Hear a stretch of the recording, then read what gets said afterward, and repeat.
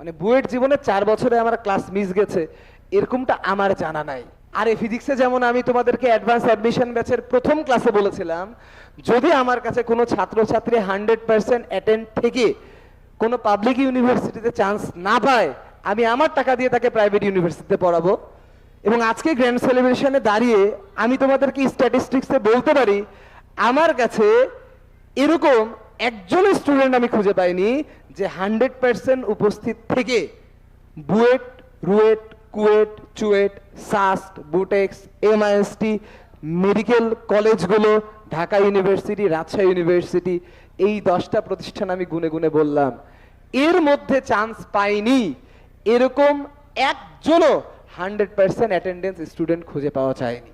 তো তোমাদের ফলাফল ধরে রাখার জন্য ছোট্ট একটা কথা বলবো, ক্লাসে গিয়ে কিছু বুঝবা না সত্য, কিন্তু ক্লাসে ইরেগুলার হবা না। ক্লাসে গিয়ে বসে থাকলে অ্যাটলিস্ট টপিকটার নাম তোমার কানের মধ্যে থাকবে, পরীক্ষার আগের রাতে বুঝে পারবা যে কি পড়তে হবে, তা না হলে এটাও পারবা না।